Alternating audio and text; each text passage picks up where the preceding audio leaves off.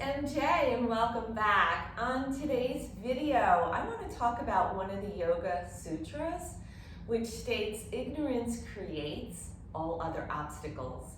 So what do I mean by this? Well, let's peel it back a little bit.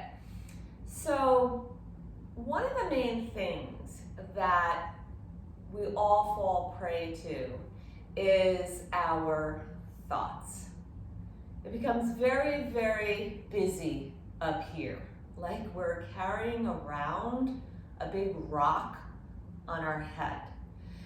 So maybe think about the thoughts as being weeds. If you've ever had a garden, you have to tend to it, right? You need healthy soil, you need to mulch it, you need to fertilize, you want to plant those seeds in a really fertile bed.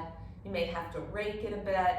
You definitely have to pluck out the weeds, right? Otherwise they choke the roots of the plants that you're trying to grow. So if you think of your mind as a garden as well, all the thoughts that we generate constantly are like weeds. And those weeds can choke our aspirations, our goals, our motivations, and more importantly, it can take us out of the present moment, whereby we don't even know what's going on from moment to moment because we're so caught up here. And that's what creates the ignorance, so to speak, and the obstacles which cause the suffering, because we get really trapped in the drama that's going on in the mind. So what can we do about that? Well, one of the things is to think of your mind as a movie. And all these thoughts coming in are different scenes. So can you become a witness to the movie reel in your head? Just doing that, becoming aware of these reels in your head, is going to bring awareness, because you're going to stop and say, oh, that's a really weird thought, or why am I thinking of this? So once you draw the attention to it, you can begin to weed it out, pluck the weed. So that will bring about clarity. And in that clarity, we remove the ignorance and the obstacle. Now, easier said than done, right? But you can send actually a little buzz on your phone to remind you periodically, stop, pause, check out the movie reel. You could do something simple like that. Other things that help you to come into the moment is your meditation practice, your yoga practice, pranayama, your breath work. Maybe if you do have a garden and you like to garden, that can bring you into the moment. If you like to cook, that can bring you into the moment. So there are things that you can do and employ in your daily routine to kind of reel yourself back in. Now, the other thing about the ignorance is staying within your own little bubble. So travel becomes really important because it takes us outside of our bubble, so to speak, in our perhaps rigid routines, and we're able to see how other people live. Now, it doesn't necessarily mean that you have to physically travel to another destination. I mean, that's always great. But if that's not available right now for you, you can always travel in the mind. And we can do that, social media, we can do it by looking at images of other parts of the world or another state, what have you. Movies, reading a book. So this can take you outside of your bubble, and we can learn to see how other people live. And this is another way that this Yoga Sutra talks about the ignorance, okay? So there are a few other dynamics that you can do. And of course, because I'm a yoga teacher and Feng Shui master, lifestyle trainer, um, we can make some adjustments, not only by bringing that awareness in, by taking on these modalities I just discussed, we can also do it through a yoga pose, which I'm going to demonstrate in a moment. And we can also do it within our environment to begin to energetically shift the energy.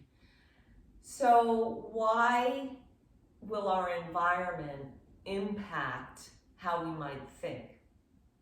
There is a constant synergistic relationship between you, not only your physical body, but your energy body and your environment.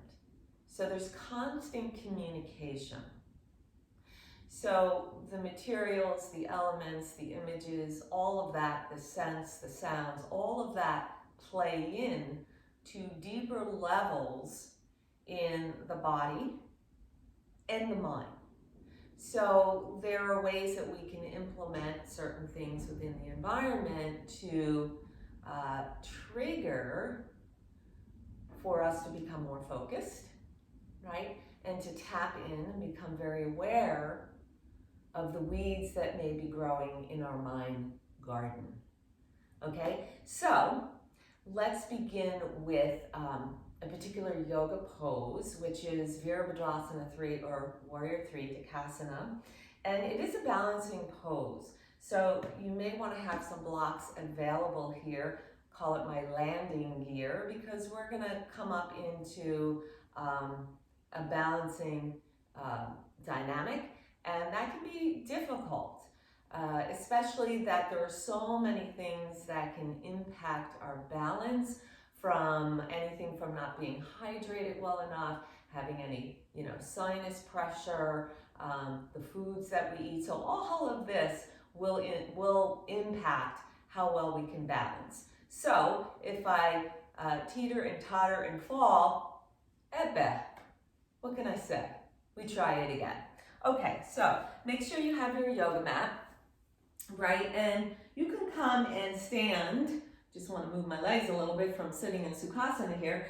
You can stand in the center of your mat. Have your blocks in the front of the mat as your landing gear. We can use that. And you can tip those blocks up to any height.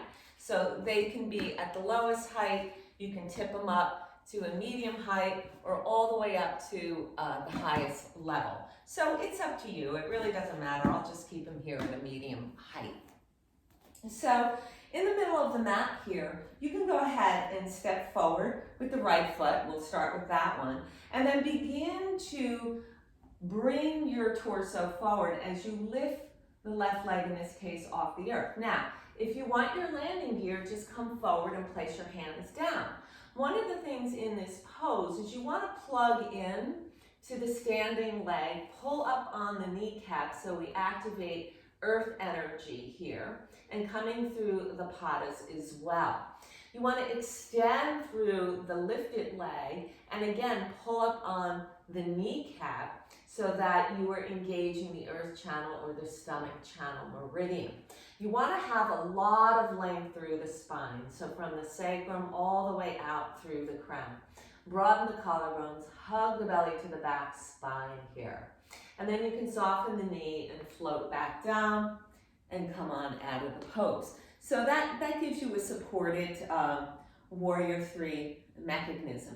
Now, you can also take a lot of different arm positions in Warrior 3. So if you're not using your landing gear, I'll just show you arm positions here. You can take a prayer over the heart. We can wing the arms back. We can clasp the hands and broaden out the collarbones, or we can glide the arms forward. So there's a lot of options to play with in this pose. So once again, you can step forward here. Keep softness in the knee here. We don't want to lock it out. You can begin to lift up off the earth. You can come into the prayer hands here. You can wing it back. You can clasp the hands, or you can bring the arms forward. You can soften, come back out, and there you have the pose. So you want to make sure you hydrate too, and maybe warm up a little bit before taking that pose. Obviously, you take it on the other side.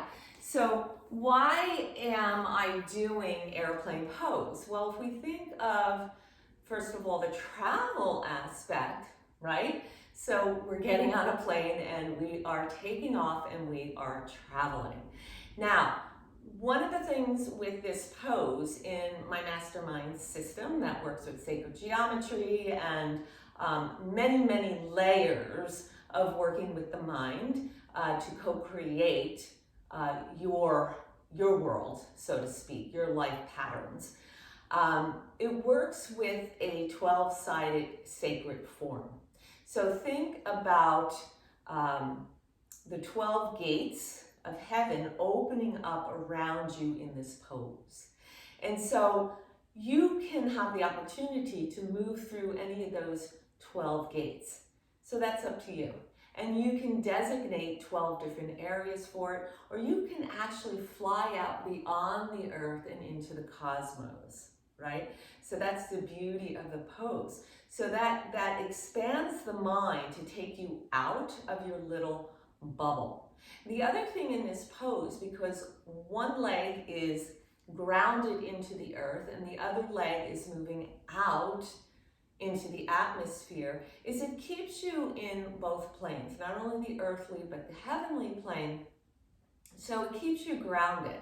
And because it's a balancing pose, we have to be able to clear the mind so we can balance.